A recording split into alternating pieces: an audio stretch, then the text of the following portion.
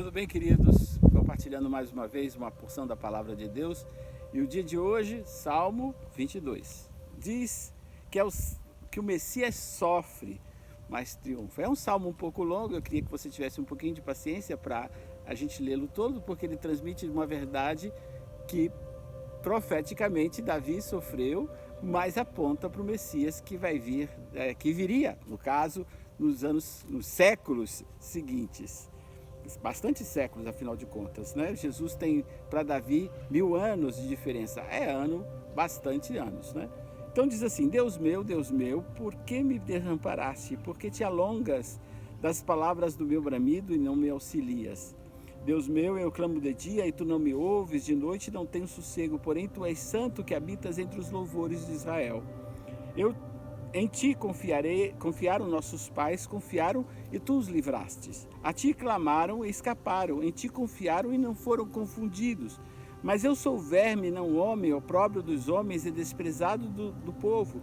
Todos os que me veem zombam de mim, estendem os beiços e me maneiam a cabeça, dizendo: confiou o Senhor que o livre-o, pois nele tem prazer.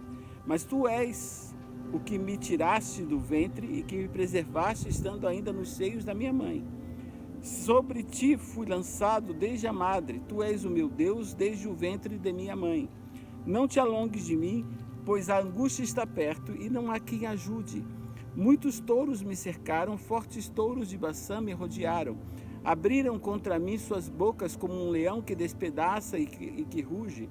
Como água me derramei e todos os meus ossos se desconjuntaram, e meu coração é como cera, derreteu-se no meio das minhas entranhas. A minha força se secou como um caco, e a minha língua se me pega ao paladar, e me puseste no pó da morte. Pois me rodearam cães, e o ajuntamento de malfeitores me cercou, transpassaram-me as mãos e os pés. Poderia contar todos os meus ossos, eles vêm e me contemplam. Repartem-se entre si os meus vestidos e lançam sorte sobre a minha túnica. Mas tu, Senhor, não te alongues de mim, força minha, apressa-te em socorrer-me. Livra a minha alma da espada e a minha predileta da força do cão. Salve-me da boca do leão, sim, ouve-me desde as pontas dos unicórnios. Então declararei o teu nome aos meus irmãos, louvar-te-ei no meio da congregação. Vós que temeis ao Senhor, louvai-o todos vós, descendências de Jacó. Glorificai e temei-o todos vós, descendências de Israel, porque não desprezou nem abominou a aflição do aflito, nem escondeu dele o seu rosto, antes, quando ele clamou, o ouviu. O meu louvor virá de ti na grande congregação. Pagarei os meus votos perante os que o temem. Os mansos comerão e se fartarão. Louvarão ao Senhor os que o buscam, e o vosso coração viverá eternamente. Todos os limites da terra se lembrarão e se converterão ao Senhor, e todas as gerações das nações adorarão perante a tua face. Porque o reino é do Senhor, e ele domina entre as nações. Todos os grandes da terra comerão e adorarão, e todos os que descem ao pó se prostrarão perante ele, como também os que não podem reter a sua vida. Uma semente o servirá, falará do Senhor de geração em geração. Chegarão e anunciarão a sua justiça ao povo que nascer, porquanto ele o fez. Esse é um salmo de Davi, é um salmo messiânico que aponta para aquilo que Jesus passaria, eu enfrentaria quando fosse crucificado em Jerusalém 1000 anos depois. Essa é a conta. Essa é a diferença entre um e o outro. E o que tornaram esses dois homens especiais? E talvez você diga: eu sei por que Jesus se tornou especial, porque ele é o Salvador dos homens, ele é o Filho de Deus que foi enviado para nos salvar. Mas Davi é aquele que é pai de Jesus, é aquele que é o antecessor dele, pai no sentido de antepassado de Jesus filho de Davi. Davi também passa por experiências bastante difíceis e complicadas no seu reino. Pessoas, os seus próprios companheiros, ou pessoas que estavam tão próximas dele, cercavam ele como touros de Baçã, como o texto fala, como os leões. Se você entender a figura de um leão, de um touro, são figuras fortes. O leão não consegue, um leão tem dificuldade de enfrentar alguns touros. Ele precisa de vários outros leões para poder enfrentar os chifres do touro e, como aqui fala, do próprio unicórnio. Por quê? Porque o chifre na Bíblia é poder, né? Não só na Bíblia, no mundo antigo é poder.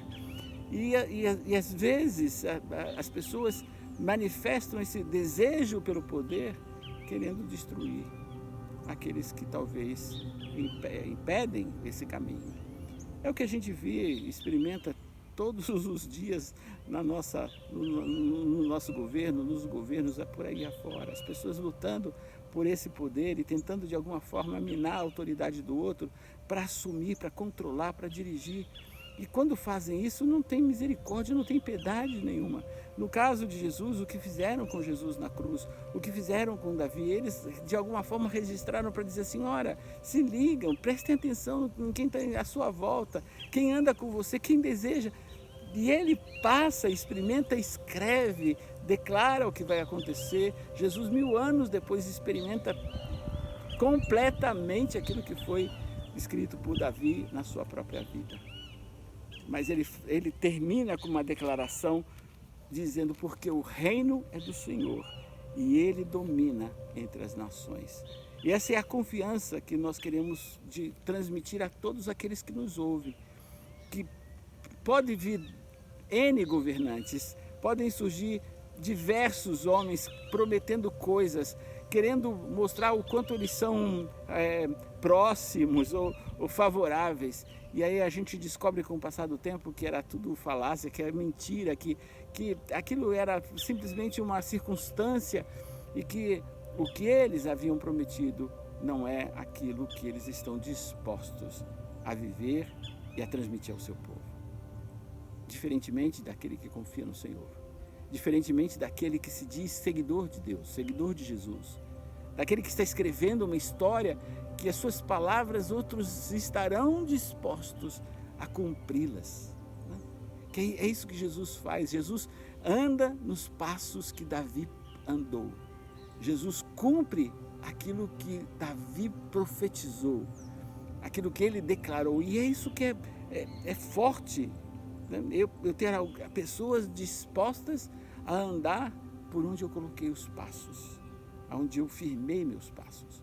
E que você seja essa pessoa disposta a construir com dignidade e com relacionamento com o Senhor passos que outros desejam seguir, caminhos pelos quais outros desejam caminhar. Que Deus te abençoe e que você não se esmoreça diante de tanta confusão em volta, com tanta ida e vindas, palavras, você não esmoreça. A sua confiança precisa estar no Senhor. Deus te abençoe.